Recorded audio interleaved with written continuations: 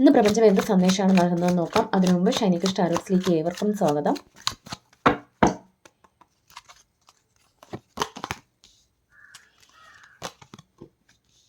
ജീവിതത്തിൽ രണ്ട് സിറ്റുവേഷൻസിൽ നിങ്ങൾ പെട്ടു നിൽക്കുന്നു എന്നാണ് കാണുന്നത്, അല്ലെങ്കിൽ രണ്ട് വ്യക്തികൾ.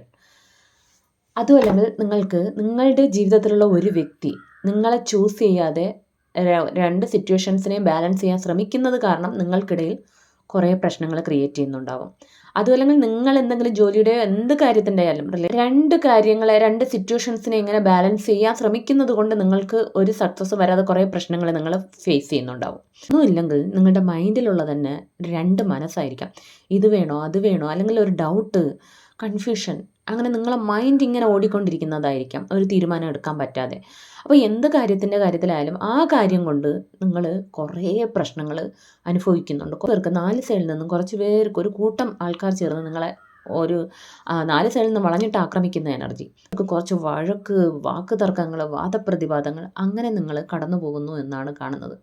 അതുകൊണ്ട് തന്നെ നിങ്ങൾക്കിപ്പോൾ എപ്പോഴും പേടിയും ഡൗട്ടുമാണ്.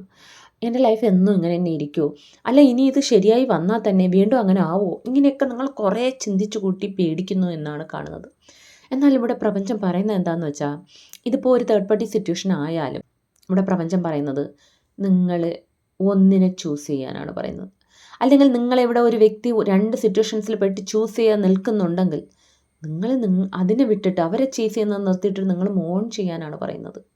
നിങ്ങളുടെ കരിയർ, നിങ്ങളുടെ കാര്യങ്ങളിലേക്ക് ഫോക്കസ് ചെയ്യൂ. എന്തായാലും ഈ ഒരു രണ്ട് മനസ്സാണെങ്കിൽ അതിൽ നിന്ന് നിങ്ങളൊന്ന് ഏതിനെങ്കിലും ഒന്ന് പിടിച്ച് മുമ്പോട്ട് പോകൂ. അപ്പോൾ തീർച്ചയായിട്ടും നിങ്ങൾക്ക് ശാന്തിയും സമാധാനവും കിട്ടും.